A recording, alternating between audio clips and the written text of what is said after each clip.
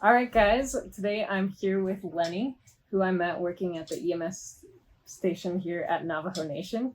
So today he's going to talk to us about a couple things because he's like a super cool guy. So he's going to talk to us a bit about what it's like working in the EMS here. And then he also has some interesting stories he wants to share with us. So we'll kind of get into that as well. So why don't you just take it away, introduce yourself, and tell us about what you do? So my name is Lenny Jones. I'm one of the uh, shift supervisors here for Chinle Station. We have 13 to 14 stations here on the Navajo Nation, and where we are the busiest station here on the Navajo Nation. So you know, we are one of the biggest. I guess you could say the biggest tribes in the country, and we are the biggest EMS station for the Navajo Nation. So I think we're the busiest. So Yeah, you get a lot of stuff going in and things like that. right. So everything they have like in the big cities, we see here on the Navajo Nation. Everything from violent crimes, as far as like shootings, stabbings, we have that here on the Navajo Nation. We have the drug and alcohol problem here on the Navajo Nation. A lot of our people are, suffering from that. So we do deal with those kinds of calls. There's even the accidents and stuff like that. So we are busy with those type of calls like they see in the cities. And what do you think makes it different working here than working in the city?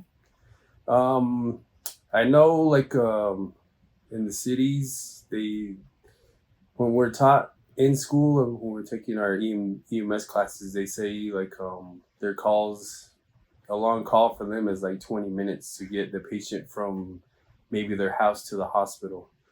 With us here, depending on how far the call is, it could last 3 to 4 hours to get the patient here to the hospital. In the winter time when it snows, like we have an area that we cover, it could take up to 6 hours to get that patient here to the hospital. So Oh wow. yeah. Okay. So our part of the reservation, we're like right in the middle of the Navajo Nation, and it's hard to call out for a helicopter. I know everybody's probably thinking about getting a helicopter out there to the patients, but when depending on the terrain and like if it snows or the weather's bad, if it's muddy, the helicopter won't come out and try to land in on the muddy surfaces. But like being here for since 2007, I've only had to call out a helicopter like twice, and one time is just because COVID started and our ER was overwhelmed, so it was better for that patient to get flown out because he had a rollover, or yeah, he rolled over. He had a rollover in his ATV. Oh, So okay. yeah, so I understand that. I've never worked in the city before, but that's the biggest thing. And when we were going through my EMT class, that's what we were told by our instructors. That's what we're going to see out here. Okay. So you guys kind of have to be. You guys are kind of ready to do more because you might be the first people there. Yeah, most of the times. Most of the times we're the first ones there. We don't have the luxury of having like like too many people on scene. Like in the city, you have a couple of fire trucks that could probably show up on scene. Here it's just it could be us and our partner. So like with here at our Chinle station, we don't have any paramedics. We have our intermediates, which are also considered advanced EMTs, and our basics, who provide BLS services, and then we have our interns / recruits that help us out. So we could have a basic EMT running with a recruit, which happens a lot here on our part of the reservation. So it gets challenging, and we try to do the best that we can. But we get the job done. I'm confident, all our EMTs here that we have, and including our recruits. So okay. What kind of stuff do you see a lot over here? It depends. Like lately, we've been having a lot of since the summer started. A lot of people, been complaining of heat exhaustion, heat stroke. But we do see a number of people coming in with seizures, cardiac problems, a lot of down and outs because of it's too much alcohol. Mm-hmm. So okay. So y'all doing a lot out here. Yeah. And what do you like about it? It sounds like you have a good team. So yeah, the team here is excellent. Everybody here, like I said, they're all hardworking. They're all dependable. It's you have a good team, and you have a really good office, which we do have here. We have a good station. We're the busiest, so a lot of people come out from other stations when they get out of basic class or intermediate class. They'll come here, and we try to help them out with precepting. So that's something that we do here for other EMS personnel. So we try to keep that going. We've always been a office or a station that teaches, and we try to keep that going. It's always been that way since I started. So we try to keep that going. It was instilled in us from our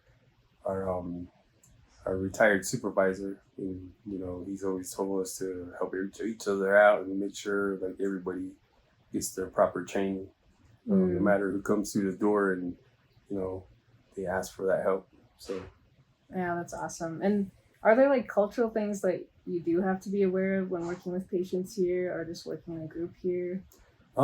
Yeah, it comes every now and then.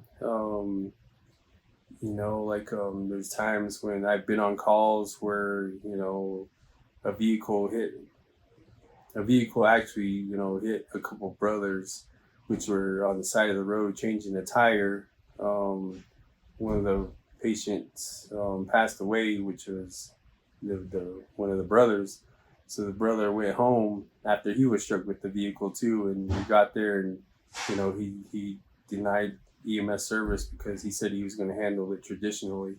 So according to our protocols, we're supposed to have he was supposed to come with us, but since he chose to handle it traditionally, so we just respected that, and we just let him refuse our services, but we just told him that we're here for him if he needs us, and just let us know. So okay, yeah. So we do run into a lot of those types of calls, and we just gotta have that respect for for their decision.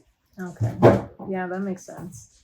And then so switching gears a little bit more to kind of some of the stories you wanted to share. So I mean, you've grown up here in Chinle, right? Yeah. So you're telling me that you've seen some things or heard some things. You want to talk a little bit about that? Yeah. So being in EMS, we've gone through, we've had different experiences, is what I call them, and we see paranormal activity at night, most of the time. So, like for instance, one time, my partner and I, we were called out probably, let's say about 30 miles to 40 miles from here for a vehicle chase. And parked that, beside the road. The officer was chasing the vehicle all over the valley, and we were just sitting, kind of at a distance, just standing by, just in case anything happened, like a vehicle rollover, or anything could happen on a police chase. So we're just sitting there, and all of a sudden we turned off our ambulance headlights. So the parking lights were on, and the highway was just, not too far from us, probably about 20 or 30 yards off. And we just saw like red balls of light bouncing back and forth in front of the ambulance, right to, where you couldn't see the parking lights. But it was on the highway from where we were parked. Those balls of light were running on the highway.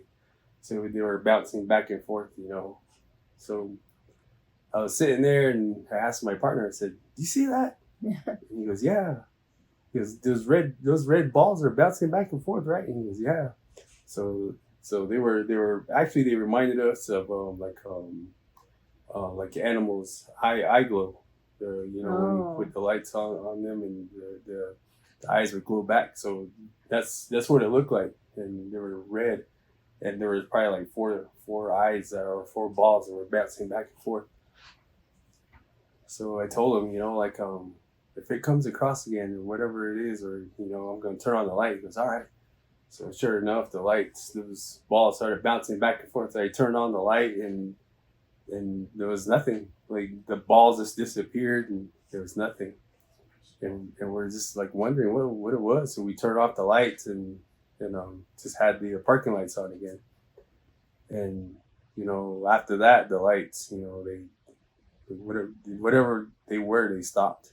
So so the officer caught up to that vehicle, and we cleared out. So my partner, his grandpa is a medicine man. So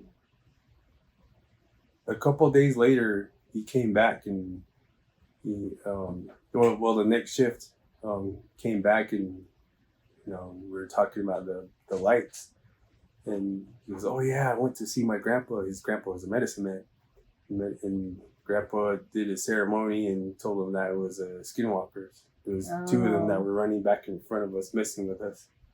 And so in our culture, they have these people that they don animal skin, and they shapeshift into animals, or whatever animal skin they put on, that's what they shapeshift into. So that's what the grandpa saw. Wow. That's what he told him. That's what they were. So we had a whole ceremony done for us, a blessing, and so that's one of the stories that that's happened to us, and I have many more stories on my YouTube channel. So if you guys want to check that out, it's Coach 5515 on YouTube. I have several stories, about Bigfoot, UFOs, stuff that I've experienced, and stuff that some of my coworkers experienced. So that's definitely check that out. And so, are these skinwalkers, are they dangerous? Or because I know there's a lot of sightings of them. And... Yeah, they're dangerous. They, like in the culture, they say the people that turn into those things, or they choose that kind of dark life, that they, in order to become a skinwalker, they got to kill somebody close in their family, like a loved one, like one of their own family members. So it's not good, and it's not appreciated here, but it's just people that do that stuff. Sucks, but we have our protection, and our prayers that help us out and stuff like that. So I mean, with EMS, we're not even supposed to be like Navajo way. They tell us, us people that are traditional, they tell us we're not supposed to be dealing with death or any kind of bad things that happen, like just helping people out, like what we do in EMS. We're supposed to be, they tell us to stay away from those things, but who else is gonna help out our people? But that's what we choose, and some of us, we have our prayers, and but that's how it's dealt with us. Okay. Yeah. Yeah. Okay. Thanks for sharing. You're welcome. And be sure to check out his YouTube channel. And he's also famous on Netflix. What was it, Netflix? Basketball or Nothing. I coach basketball and football here on the Navajo Nation. So Netflix. I'm sorry. Netflix show is called Basketball or Nothing. They had a crew come out and they followed us for a whole basketball season, which was it was good. And the team did well, so yeah, they did pretty good. Not as well as we should have, but it is good. Okay, yeah. All right, thank you so much. I really appreciate it. You're welcome. Cool. So you guys are all welcome to come out. Do a ride along with Navajo Nation EMS. Come stop by, say hi. Come visit our reservation.